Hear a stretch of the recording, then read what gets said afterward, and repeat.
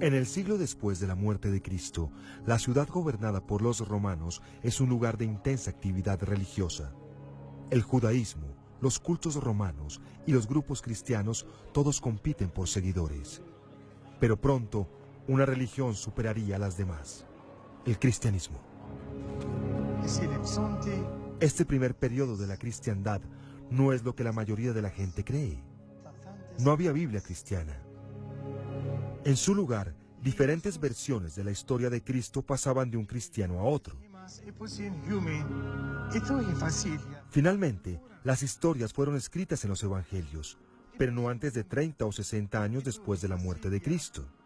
Y hoy día, la mayoría de eruditos cree que Mateo, Marcos, Lucas y Juan murieron mucho antes de que sus evangelios fueran escritos.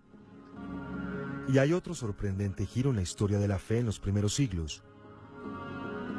No había solo 4 evangelios, había más de 30. Muchas personas creían que los únicos evangelios que existían eran los evangelios del Nuevo Testamento: Mateo, Marcos, Lucas y Juan. Pero en realidad había muchos más. Pudo haber docenas, como el Evangelio de la Verdad, el de María Magdalena, el de Tomás, el de Judas, el Evangelio de Felipe, para mencionar solo unos pocos. No hubo una cristiandad original, hubo muchas.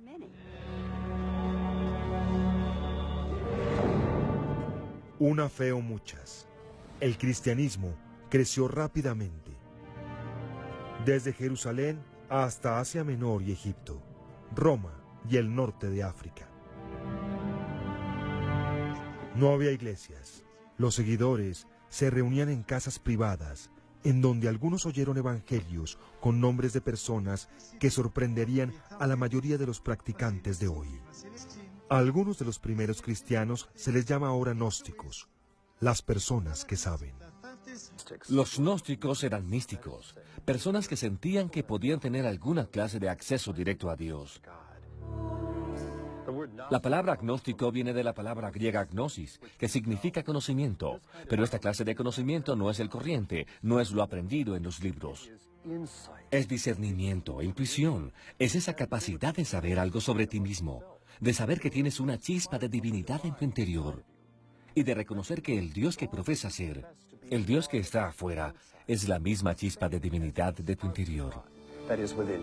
Los gnósticos son las personas que escribieron la mayoría de los textos conocidos como la biblioteca de Nag Hammadi. Sus historias sobre Cristo son mucho más abstractas y filosóficas que las del Nuevo Testamento. Uno de los favoritos era el Evangelio de Tomás.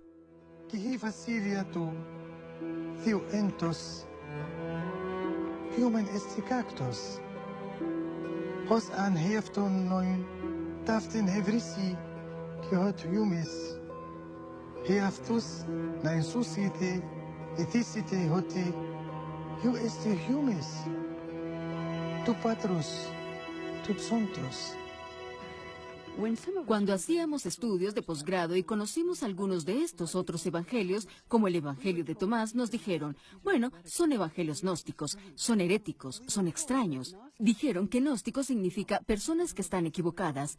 Y esto fue en los años 40 y 50, y eso era como hablar de los comunistas. Era una forma de descartarlos. Los evangelios de Nag Hammadi y el evangelio de Judas son enigmáticos y de hecho quizá no fueron escritos para ser leídos en público.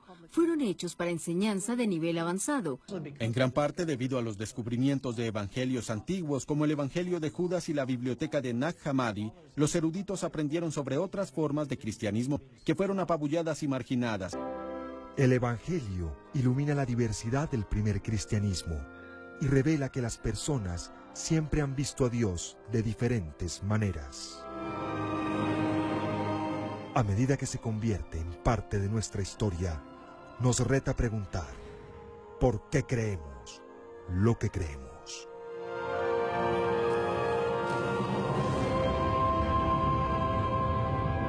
Gnosis, una filosofía perenne y universal.